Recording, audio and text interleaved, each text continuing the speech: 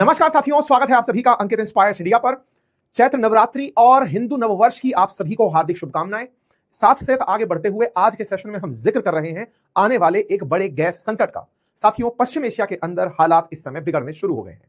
अब तक सब कुछ लग रहा था कि एक समय पर ईरान और अमेरिका के बीच में सहमति बनेगी और वो सहमति आने वाले समय में गैस और तेल की दिक्कतों को शायद खत्म कर देगी।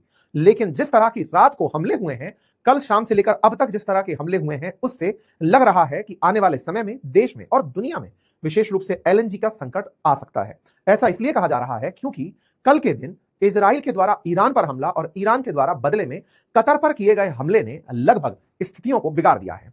स्थितियां कुछ इस तरह की बिगड़ी हैं कि कई मुस्लिम देश एक साथ आकर ईरान के खिलाफ बयान दिए हैं, यूएन का रुख कर चुके हैं।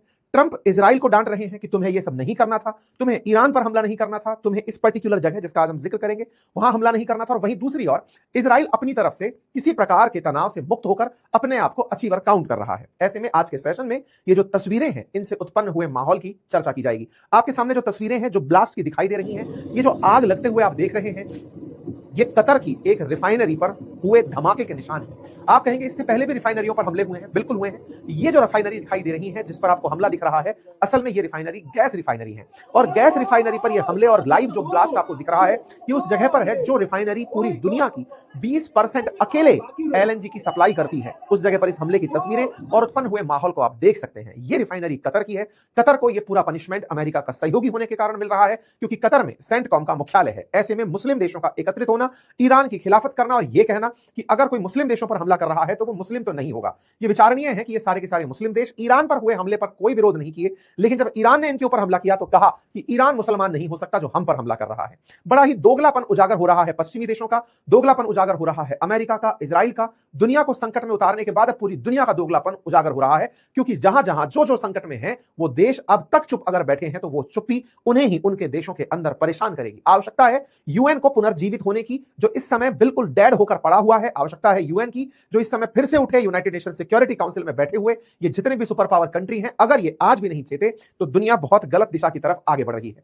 ईरान अब जो कर रहा है वो उसकी सर्वाइवल की लड़ाई के रूप में बदल चुका है, क्योंकि ईरान के साथ इजराइल ने एक्सट्रीम कर दिया है। और वो जो एक्सट्रीम है उसके चलते ईरान, जिसको कहते हैं कि अब जब हमारा सब कुछ ही लुट चुका है तो अब हम औरों का भी बर्बाद करेंगे, उस मोड में शिफ्ट हो रहा है। ऐसे में यह जानना बहुत जरूरी है कि ये स्थिति कितना घातक होगी। चलिए एक एक करके सारी जानकारियों को लेकर बढ़ते हैं, लेकिन उससे पहले एक छोटी सी रिक्वेस्ट फिर आपसे कर लेते हैं। यदि आपने हमारे चैनल को सब्सक्राइब नहीं किया है, आप जिस भी मोबाइल या लैपटॉप में देख रहे हैं, सब्सक्राइब का एक बटन है, उसे जाकर के क्लिक कर दें। ऐसा इसलिए कहा जा रहा है कि हमारे लगातार सुनने वालों में लगभग 43% हमारे ऑडियंस ऐसे हैं जिन्होंने हमें सब्सक्राइब नहीं किया हुआ है। आप इसे सब्सक्राइब कर लें सो दैट आप तक हमारी बातें लगातार पहुंचती रहें। साथियों, अमेरिका, इजराइल और ईरान का जंग का आज 20वां दिन चल रहा है, और ऐसे में कतर ने गुरुवार को बड़ी कार्रवाई करते हुए कुछ ईरानी मिलिट्री और सिक्योरिटी अधिकारियों को अवांछित पर्सन नॉन ग्रांटा बताते हुए निकाल दिया है। लेकिन कतर ने इन लोगों को क्यों निकाला, इसके पीछे का कारण बताया गया, इनकी रास लफान रिफाइनरी पर हुआ ईरान का हमला।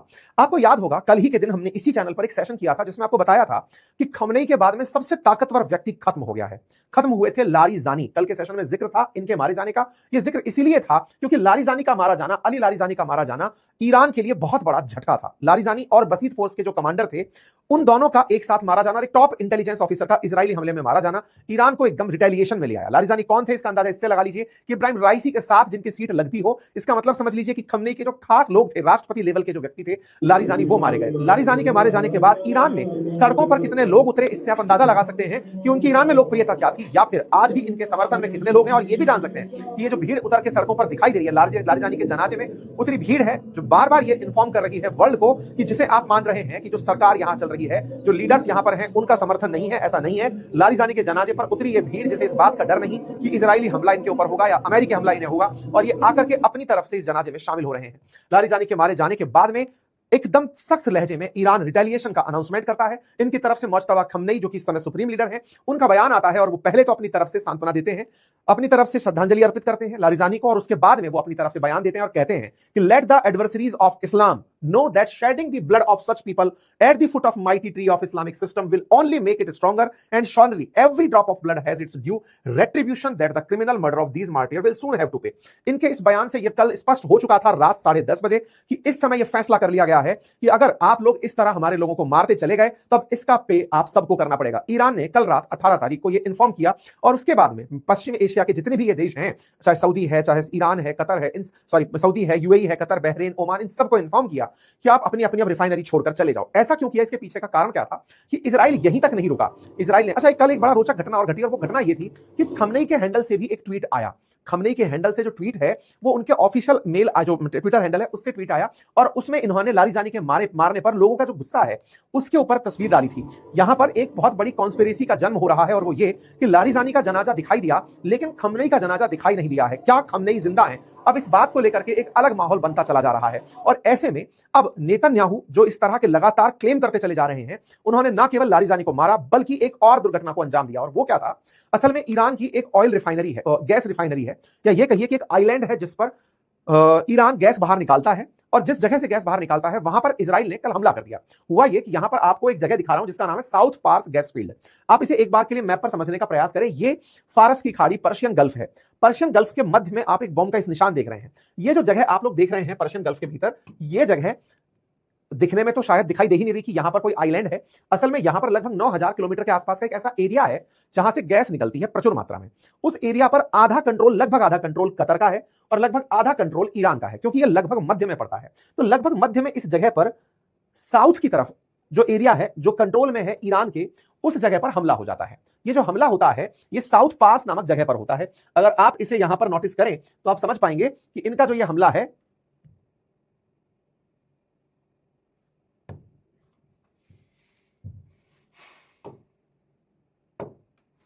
साउथ पास नाम से ये हमला इनके यहां पर हो जाता है। ये जो हमला जहां पर हुआ, ये हमला जहां पर हुआ साउथ पास गैस फील्ड, ये ईरान के लिए बहुत जरूरी गैस फील्ड हुआ करता था। इस पर इजरायली हमला होने से ईरान के लोग आग बबूला हो उठे कि सुबह अली लारीजानी का जनाजा उठा है और शाम होते होते इजराइल ने साउथ पार्स नामक गैस फील्ड पर हमला कर दिया। मैं फिर से बता दूं, ये जो साउथ पार्स नामक जगह मैंने आपको बताई, ये दो देशों के कंट्रोल में है, कतर के और ईरान के, इसका एरिया। तो कतर और ईरान मिलकर के इस जगह का यूज करते हैं। अब जब ईरान के हिस्से पर हमला हुआ तो इस हमले के बाद में बहुत ज्यादा तरीके से ईरान भड़क गया। ये जो तस्वीरें आप देख रहे हैं चलती हुई, ये तस्वीरें असल में बयानगी हैं इस बात की कि साहब इतना भीषण हमला था कि ईरान का ओवरऑल गैस नेटवर्क पूरी तरह बाधित कर दिया गया। मतलब समझिए कि यहां से ईरान को जाने वाली जो भी गैस थी वो सप्लाई बाधित हो गई। पहले तेहरान में ऑयल रिफाइनरी पर हमला हुआ था, फिर इस पर हमला कर दिया। तो अब इजराइल क्या कर रहा है, एक एक करके ईरान के रिफाइनरी, चाहे ऑयल रिफाइनरी हो, गैस रिफाइनरी हो, उन्हें टारगेट करता चला जा रहा है। तस्वीर की भीषणता से आप इसका अंदाजा लगा सकते हैं। ये जो साउथ पीस गैस फील्ड है ना, इस गैस फील्ड की खबर 1971 में निकल कर आई थी। इस इलाके में 1800 ट्रिलियन क्यूबिक फीट गैस है। कहते हैं कि दुनिया में जितनी गैस उपलब्ध है उसकी 8% अकेले इस साउथ पार्स नामक जगह पर है। इस गैस फील्ड से ही दुनिया की गैस की जरूरतों की पूर्ति अगर करनी हो तो इतनी गैस यहां पर है कि अगले 13 साल तक अकेला यह जगह गैस की पूर्ति कर सकता है। 13 ईयर पूरे वर्ल्ड को एक साथ गैस की सप्लाई करने का अगर ऑर्डर दिया जाए तो यहां से हो सकता है। और जहां तक बात हो इसी साउथ पार्स की, इस साउथ पार्स का जो नॉर्थ की तरफ वाला हिस्सा है उसे कतर ऑपरेट करता है और उसे नॉर्थ डोम के नाम से जाना जाता है। मतलब एक हिस्सा है जिसका ऊपरी हिस्सा समझ लीजिए जो कि ईरान के पास है, उस ईरान के पास वाले हिस्से का कंट्रोल साउथ पार्स के नाम से है, और एक हिस्सा है जो कि निचले की तरफ है, उसे नॉर्थ पार्स के नाम से जाना जाता है, नॉर्थ फील्ड के नाम से। नॉर्थ फील्ड पर कतर का कब्जा है और कतर यहां से दुनिया को गैस सप्लाई करता है। आप इस तरह से समझिए कि कतर का जो एलएनजी भंडार है, लिक्विफाइड नेचुरल गैस का, वो यहीं से सप्लाई होता है। मैक्सिमम जो समझिए कि दुनिया की जो एलएनजी सप्लाई का 20% हिस्सा है वो इस नॉर्थ फील्ड से निर्यात होता है। ईरान का जो साउथ पार्स है वहां से निकली जो गैस है वो ईरान के काम आती है, लेकिन नॉर्थ फील्ड से यानी कि इसके आधे हिस्से से निकली हुई गैस पूरी दुनिया में गैस सप्लाई का कारण बनती है। जैसे हमारे देश के अंदर भी गेल या पेट्रोनेट जैसी कंपनियां जो घरों में पाइप के थ्रू गैस सप्लाई कर रही हैं, गाड़ियों को सीएनजी सप्लाई कर रही हैं, वो वाली जो गैस है एलएनजी वो कतर से होकर आती है, और उस कतर का पूरी दुनिया को 20% जो सप्लाई, वर्ल्ड की जरूरत का 20% सप्लाई इस पर्टिकुलर एयर गैस फील्ड से होता है। अच्छा साहब, अब आप कहेंगे तो कतर को कोई दिक्कत थोड़ी हुई है, हमला तो ईरान वाली साइड पर हुआ, बिल्कुल सही है। तो कतर को इस बात पर कोई दिक्कत नहीं होनी चाहिए थी। शाम तक कोई भी दिक्कत नहीं थी। ईरान पर हमला हुआ था, ईरान का हिस्सा जल रहा था, लेकिन दुनिया को टेंशन होने लग गई थी कि अगर ईरान ने रिटेलिएट किया तो क्या होगा। पहले और थोड़ा सा इसके बारे में जान लेते हैं। 20% हिस्सा अपने आप में इसी की बात है, और यहां पर मतलब ईरान तो दुनिया को नहीं बेच पाता, लेकिन कतर यहां से खूब सारी गैस भेज पाता है। आगे की बात सुनते हैं साहब।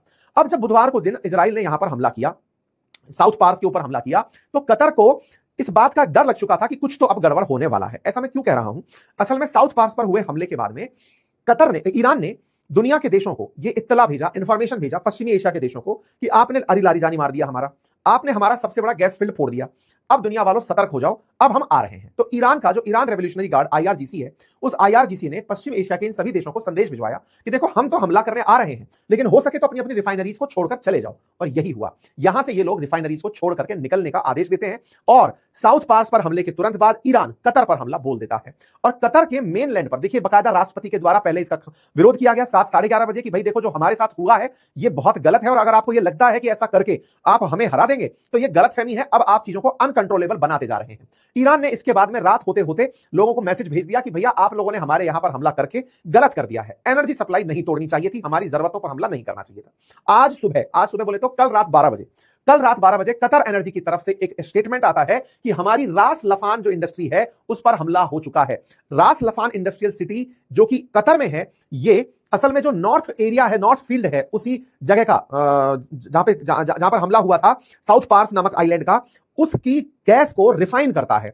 तो ये वाली जो रास लफान इंडस्ट्रियल सिटी है, यहां पर 1 लाख से अधिक लोग काम करते हैं, 1 लाख से अधिक लोग काम करते हैं, और यहां पर से ही दुनिया को एलएनजी रिफाइन करके ठंडी करके भेजी जाती है। तो भाई साहब रात को मध्य रात को यहां पर मैसेज आना शुरू होता है कि भैया हमारे ऊपर हमला हो चुका है रास लफान इंडस्ट्रियल सिटी पर, और इन्होंने मिसाइल अटैक की जानकारी देना शुरू कर दिया। रास लफान इंडस्ट्रियल सिटी कहां है? तो कतर के मेनलैंड पर है। अब इसको समझते हैं। देखो, मध्य के अंदर था साउथ पास, जहां पर इजराइल ने हमला किया। इजराइल के हमले के बाद ईरान ने कतर पर हमला किया। देखो, मारता इजराइल है, इजराइल का ईरान कुछ बिगाड़ नहीं पा रहा है। इजराइल के ऊपर ईरान गोले जरूर फेंकता है, और गोलों के अंदर वो कई ऐसे गोले भी फेंकता है जो मल्टीपल वॉरहेड में कन्वर्ट हो जाते हैं, लेकिन उससे भी इजराइल का खासा नुकसान नहीं हो रहा है। लेकिन अमेरिका का नुकसान करना ईरान को समझ में आता है। और अमेरिका का नुकसान कैसे? ये जितने भी यहां पर देश बैठे हुए हैं, ये सब अमेरिका के साथ हैं, अमेरिका के साथ है, और अमेरिका इजराइल के साथ है। तो ये पता है कि इन पर प्रेशर क्रिएट करूंगा तो ही वो इजराइल को रोकेंगे।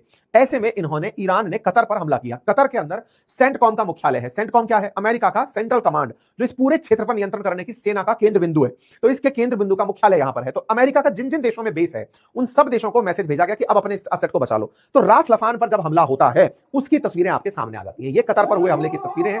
भयानक हमला था। इस भयानक हमले की तस्वीरें आपके सामने, मतलब ऐसा जब शायद रास लफान को सही होने में महीने लग जाएं। रास लफान रिफाइनरी अपने आप में बहुत महत्वपूर्ण थी, स्ट्रेटेजिकली पूरे वर्ल्ड के लिए जरूरी थी, क्योंकि एलएनजी का एकमात्र 20% इकलौता सोर्स थी। पहले हॉर्मुज के बंद होने से दिक्कत थी, कम से कम रिफाइन होकर के चीजें रखी जा रही थी, लेकिन अब हॉर्मुज तो बंद है ही है, रास लफान पर भी हमला हो चुका है। इससे आप अंदाजा लगा सकते हैं 20% ग्लोबल एलएनजी सप्लाई अब यहां से इंपैक्ट होगी, और यह अपने आप में बहुत बड़ी चीज है। अब इसको ना एक तरह से समझिए कि इजराइल ने ईरान पर हमला किया, ईरान ने कतर पर हमला किया, पनिशमेंट पूरे वर्ल्ड को मिला।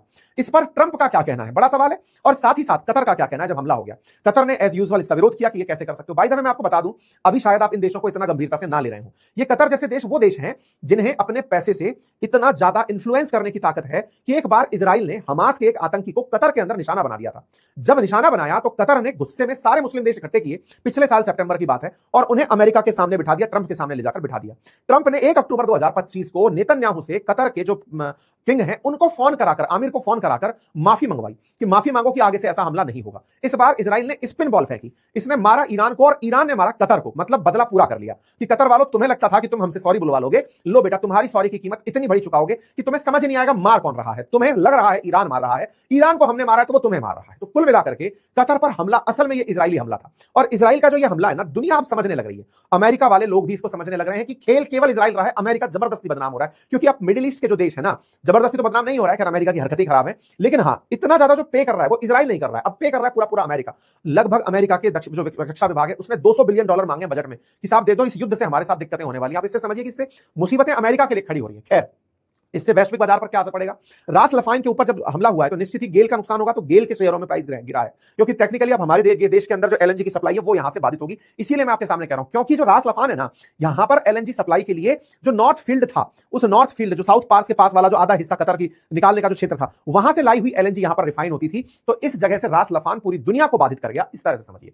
अब यह अपने आप में एक बड़ी चुनौती बनता जा रहा है, और इसका सीधा असर भारत पर पड़ेगा। भारत पर क्यों पड़ेगा? क्योंकि भारत अपनी कुल एलएनजी की जरूरत का 40 से 50% कतर से मंगाता है। कतर से जो मंगाता है ना, अब रास लफान बंद हो गया तो सीधा सीधा गैस सप्लाई पर जोर आएगा, जिसके चलते गैस आपूर्ति बाधित होना शुरू होगी और बहुत सारे इंडस्ट्रीज और इन सब चीजों पर दिक्कत आएगी। देखो, ऑलरेडी एलपीजी सिलेंडर्स की दिक्कत अब व्यापक रूप से दिखने लगी है। सरकार के प्रयास चाहे जितने भी हो वैकल्पिक रूप से व्यवस्था करने के, चाहे रशिया से तेल खरीदने के, गैस खरीदने के, अमेरिका से खरीदने के, कहीं से भी, लेकिन वो इतना जल्दी उपलब्ध नहीं हो पाएंगे कि दुनिया में उत्पन्न हुई 20% एलएनजी सप्लाई की दिक्कत को रोका जा सके। तो अब सीधा सीधा सा जो असर है आने वाले समय में वो सप्लाईज पर दिखना शुरू होगा, ऐसा प्रतीत हो रहा है। अगर ये युद्ध नहीं रुका तो ये दिक्कतें अब बढ़ेंगी। ईरान ने एक चीज ठान ली है कि तुम अब हमारा कितना भी नुकसान कर लो, हमारा तो नुकसान हो लिया, हमारे सुप्रीम लीडर, हमारे हेड्स जो हैं वो जा रहे हैं, हमारे तुमने रिफाइनरी फोड़ दी, तुमने हमारी एलएनजी फोड़ दी, ठीक है कोई बात नहीं, हमको तो पहले हमारी इकोनॉमी तुमने तोड़ रखी थी, लेकिन अब कम से कम तुम्हें यह एहसास करा देंगे कि आने वाला समय तुम लोगों के लिए कितना भारी, विशेष रूप से ये देश जो दुनिया भर में पैसे वाले देश माने जाते हैं। आप सोचिए पर कैपिटा के हिसाब से $4,17,000 का नुकसान गल्फ नेशंस को होने लगा है, इजराइल को नुकसान, कतर को नुकसान, यूएई को नुकसान। इतना ही नहीं, यह हमला केवल कतर पर नहीं था, ईरान की भी रिफाइनरी पर कल हमला, सॉरी यूएई की रिफाइनरी पर भी कल हमला हुआ, ईरान के द्वारा यहां पर भी मिसाइल रिफाइनरी पर हमला किया गया, सऊदी अरेबिया पर हमला, कुवैत पर, ओमान, जॉर्डन, सब जगह ईरान के हमले कल को कल हुए। ये कुछ तस्वीरें हैं जो कतर के अलावा और देशों पर हुए हमलों की हैं। आप इससे इन वीडियोस को देखकर अंदाजा लगा सकते हैं, इंटेंसिटीज को देखकर अंदाजा लगा सकते हैं कि किस लेवल के यहां पर हमले चल रहे हैं। ये वीडियोस हैं, इनका वेरीफाई करना बहुत मुश्किल है क्योंकि ये लोकल्स के द्वारा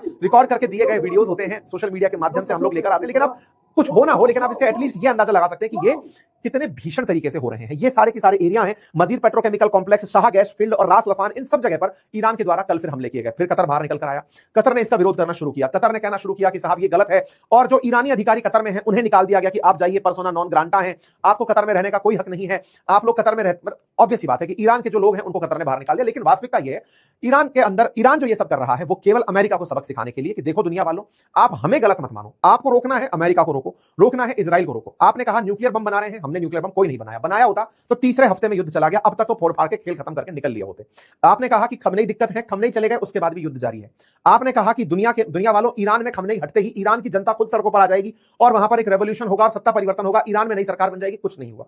जब नहीं हुआ तो समझ लो ईरान अपने मूल्यों से बंधा हुआ ऐसे ही चलना चाहता है। जब चलना चाहता है फिर भी आप अगर परिवर्तन करना चाहते हो तो ईरान अब बदला लेगा, कम से कम उस समय तक जब तक हम शहीद नहीं हो जाते। ये कहकर के इन लोगों ने टारगेट करना शुरू किया। तो इस बात पर फिर सऊदी की तरफ से रिप्लाई आया कि ईरान कोई इस्लामिक देश नहीं है, अगर कोई इस्लामिक देश पर हमला कर रहा है तो इस्लामिक देश नहीं है। और होना भी कारण क्या था, इनका विरोध होने का कारण क्या था? कारण यह था कि साहब सऊदी के साथ, क्योंकि सऊदी जो है ना वो सुन्नी मुसलमानों का प्रतिनिधित्व करता है और दुनिया में मेजर जो है वो सुन्नी मुसलमान है, तो सुन्नियों के जितने भी प्रमुख देश हैं, कुवैत, कतर, यूएई, बहरीन, ये सब मिलकर के विरोध करने उतर आते हैं कि साहब गलत हो रहा है। विरोध तो करने आ गए, लेकिन हिम्मत किसी में ये नहीं है कहने की कि हम ईरान पर हमला कर देंगे। ईरान, सोच देखिए, अमेरिका भी बैठकर चाह यही रहा है कि पश्चिम एशिया के ये जो देश है ना, सुन्नी कंट्री, बस ये एक बार हमला करने निकल जाए। इजराइल भी यही कह रहा है कि मैं उस दिन तक इनको मारूंगा जब ये मारते मारते इनको मारेंगे कि आपस में, मतलब पूरी तरह पश्चिम एशिया के अंदर से, ये दुबई हो, दोहा हो, सऊदी के जो शहर हो, अबू धाबी हो, इनका क्रेज खत्म कर देंगे ये लोग। मतलब इतना क्रेज खत्म कर देंगे कि इनको बहुत कमा लिया इन लोगों ने, बर्बाद कर दो इनको। तो बर्बाद करने के पीछे का लॉजिक है ताकि फिर ये अपना जो राफा के अंदर जो सिटी बनाना चाह रहे हैं गाजा पट्टी में, उसको बना पाए, वहां पर फिर मिडिल ईस्ट को बसा पाए। अमेरिका पूरी तरह से बोले चलो फिर से जीरो करो, खंडा दो इस पूरे खेल को। तो ये पूरा जो खेल बिगाड़ने में लगे हुए हैं, इस पूरे खेल में पश्चिम एशिया के इन देशों को इग्नाइट करना चाह रहा है अमेरिका कि तुम तो आओ हमले के अंदर, तुम क्यों नहीं आ रहे हो? तो ये बेचारे विरोध में लगे हुए हैं और ये फिर यूएन को लेटर लिख रहे हैं कि यूएन बचाओ हमें, हम आपको 9 बार लेटर लिख चुके हैं, यूनाइटेड नेशन सिक्योरिटी काउंसिल को 9 बार पत्र लिखा जा चुका है देशों द्वारा कि कुछ तो करो, रोको तो सही। तो रोकने के नाम पर निकल करके आए भाई साहब आपके ये ट्रंप, तो खैर गायब ही थे, ट्रंप का तो क्या कहना, इमानुएल मैक्रोन निकल करके आए और उन्होंने रास लफान पर जो हमला हुआ उसका विरोध किया कि अरे भाई गलत कर दिया ईरान ने। इस पर भाई साहब ईरान वालों ने उनको लपेट लिया कि यार तुमको दिखाई नहीं दिया, हमारे साउथ पास पर हमला हुआ, हमारे तेहरान रिफाइनरी पर हमला हुआ, तब तुम्हारे मुंह से कुछ नहीं निकला, और हमने जब बदला यहां पर लिया तो तुम कह रहे हो ये गलत हुआ। सबको पता है कौन किस साइड खड़ा है, आ जाओ हम सबसे निपटने के लिए तैयार है। ऐसे में जो ट्रंप है, ट्रंप जो इन मुस्लिम देशों के साथ खड़े थे, इन्हें अकेला छोड़ करके बयान क्या दिया वो बड़ा हास्यास्पद था। इन्होंने कहा कि इजराइल के द्वारा साउथ पास पर यानी ईरान की रिफाइनरी पर हमला होगा, ये हमें पता ही नहीं था। एक बार के लिए माथा पकड़ लोगे आप कि बोले हैं ट्रंप क्या बयान दे रहे हो? ट्रंप कह रहा है कि ईरान की इस साउथ पास रिफाइनरी पर हमला होगा। बोले सर कतर के बारे में कह रहे हो कि ईरान? बोले ईरान के बारे में तुम्हें नहीं पता था? बोले नहीं, इजराइल ने हमें बताया ही नहीं।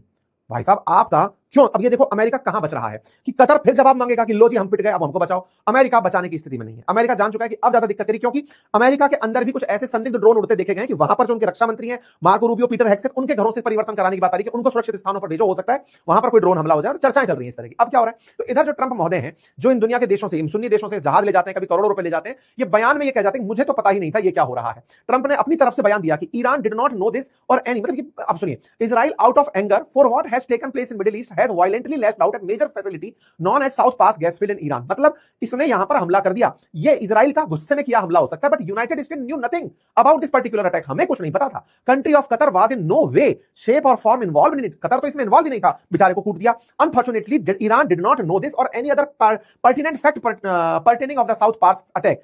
मतलब इनने कुल मिलाकर के ईरान के ऊपर भी दया करी। हो सकता है ईरान को भी ना पता हो कि वो यहां पर हमला कर रहा है। भाई साहब इनका इनोसेंस देख करके लोगों को हंसी आ गई कि साहब आप कम से कम चुप रहो, आप ये मत बोलो कि आपको नहीं पता था।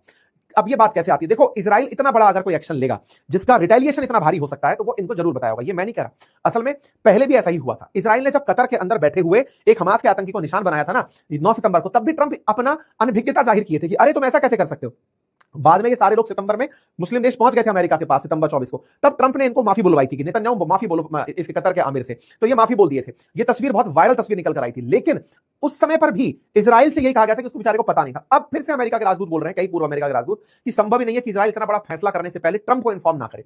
ट्रंप की झूठ बोलने की आदत है, फिर से वो झूठ बोल रहे हैं। कुल मिलाकर ट्रंप का झूठ उजागर हो चुका है। मतलब हमारे देश के लोगों को तो पता नहीं आत्मसम्मान कब मिलेगा और उन्हें खुद पर कब से सम्मान होगा, विश्वास होगा, जब अमेरिका ने भारत के बारे में यह कहा कि पाकिस्तान ने भारत के इतना नुकसान पहुंचाया, दुनिया को लगा वही सब सत्य है और भारत की सेना, भारत के जो अधिकारी और वो सब बोल रहे हैं वो सब असत्य है। लेकिन अब ट्रंप का झूठ पब्लिक में उजागर हो रहा है। जब पब्लिक में उजागर होता है तो हमें यह संतुष्टि तो मिलती है कि ये फेक वर्ल्ड का किंग है और इसने दुनिया के अंदर अशांति बो दी। ऐसे में इसके एक अधिकारी जो कि यूएस के अंदर सिक्योरिटी के बहुत बड़े अधिकारी थे, काउंटर टेररिज्म के चीफ, उन्होंने जब रिजाइन किया तो उनका पॉडकास्ट अभी रिलीज हुआ है। तो उन्होंने अपने बयान में यह कहा कि यह पूरा खेल इजराइल द्वारा किया गया, क्यों किया गया, उसके पीछे का कारण दिया। उन्होंने कहा कि जो अली लारिजानी है ना, मतलब ये ट्रंप से नाराज होकर इस्तीफा दे दिया अमेरिका के अंदर। इन्होंने अपने एक इंटरव्यू में कहा, और कार्ल टक्सन को जो इंटरव्यू था, उनको जब इंटरव्यू दिया तो इन्होंने कहा, टकर कार्लसन को, उसमें इन्होंने अपनी तरफ से कहा कि देखो क्या है कि इजराइल है ना, वो ये नहीं चाहता कि ईरान और अमेरिका शांति वार्ता कर लें। इजराइल चाहता है कि ईरान पूरी तरह खत्म हो जाए ताकि वो संतुष्टि से और शांति से रह पाए। तो बोले इजराइल को यह पसंद नहीं था कि अली लारिजानी, जो कि अमेरिका के साथ पीस डील में लगे हुए थे इन दिनों, जब से खमनेई गए हैं, तो बोले लारिजानी हेड कर रहे थे, लारिजानी अमेरिका के साथ बातचीत में थे कि पीस डील कैसे नेगोशिएट की जा सकती है। बोले इजराइल को यह पसंद नहीं था, इसलिए उन्होंने लारिजानी को मरवा दिया। बोले इनको मरवाने के पीछे इजराइल का खुद का कॉल था और बोले वो मारा। इससे क्या हुआ कि अमेरिका को नुकसान हो रहा है, अमेरिका को अब पता चल रहा है। बोले खींच करके असल में इजरायली लोग अमेरिका को लेकर गए हैं। यह बात पता चलती है इनके तुलसी गवार, जो खुफिया एजेंसी की प्रमुख है, उनके बयान से भी। उन्होंने भी एक बयान दिया कि ईरान ने, जब पिछली बार अमेरिका ने हमला किया था ना ईरान पर 2025 में, जब न्यूक्लियर फैसिलिटी को नुकसान पहुंचाया था, बोले तब से ईरान ने न्यूक्लियर एनरिचमेंट प्रोग्राम में कोई बड़ी तरक्की नहीं करी, उन्होंने वो कार्यक्रम वहीं रोक दिया। बोले अब ऐसे में केवल इस वजह से निशाना बनाया जा रहा, तो बोले केवल इजरायली मकसद है। अब पता यह चल रहा है कि अमेरिका के ट्रंप को केवल इजरायली लॉबिस्टों के द्वारा, जो इजरायली यहूदी वहां पर पैसे वाले हैं, उनके द्वारा युद्ध को भड़काने के लिए अमेरिका का साथ लिया जाता है। खेल तो असल में नेतन्याहू खेल रहे हैं, या इजराइल खेल रहा है अपने दुश्मनों को पूरी तरह से पश्चिम एशिया में से साफ करने के लिए, एक एक करके निशाना बनाकर मार्क करते चले जा रहे हैं। कुल मिलाकर इतना ही चल रहा है साहब। और इस पूरी कहानी को इस तरह से समझ लीजिए कि एक फ्रांसीसी जनरल से पूछा गया तो उन्होंने कहा कि भाई इस युद्ध में शामिल नहीं होना है, ये डूबता हुआ जहाज है जो थोड़ी देर में आइसबर्ग से टकराएगा, टाइटैनिक है, इसमें हमें शामिल नहीं होना चाहिए। मैक्रोन ने अपनी तरफ से बातचीत करी अमीर ऑफ कतर के साथ और प्रेसिडेंट ट्रंप के साथ कि भाई ये जो हो रहा है गलत है, सिविलियन पॉपुलेशन को निशाना नहीं बनाया जाना चाहिए। इस पर उठकर के सैयद अब्बास अरागची, जो कि विदेश मंत्री हैं ईरान के, उन्होंने कहा कि वाह मैक्रोन वाह, आपको कतर पर हुआ हमला दिख रहा है और हमारे ऊपर हुए हमले नहीं दिख रहे हैं। बहुत बढ़िया, खैर दुनिया है जो सब देख रही है। बाकी देख तो आप भी रहे हैं, आपको क्या लगता है जरूर बताइएगा। चैनल पर नए हैं तो सब्सक्राइब कर लीजिए। फिलहाल के लिए यही है अपडेट, बाकी जो अभी अपडेट होंगे आप सभी को दे दिए जाएंगे। मेरे तमाम साथियों से फिर से रिक्वेस्ट है कि जो पिछले 2 दिनों में हमने वेबिनार अटेंड करने के लिए आप लोगों को लिंक दिए थे, वो लिंक चूंकि फुल हो चुके हैं, हमारी कम्युनिटी ओवरलोड हो चुकी है। आप परेशान ना हो, आपके द्वारा लगातार कॉल सेंटर्स पर कॉल आ रहे हैं, कम्युनिटी ज्वाइन करने के कमेंट्स बॉक्स में मैसेजेस में आ रहे हैं, मेल्स आ रही हैं। आपके लिए मैं फिर एक वेबिनार लेकर आऊंगा। जो लोग जुड़ चुके हैं वो इस रविवार को वेबिनार अटेंड कर लें, फिर अगली वेबिनार एआई के ऊपर आप लोगों के लिए लेकर आएंगे। ठीक है साहब, फिलहाल के लिए इतना ही। अपना ख्याल रखें, बहुत बहुत धन्यवाद। इसे सब्सक्राइब कर लें। Thank you.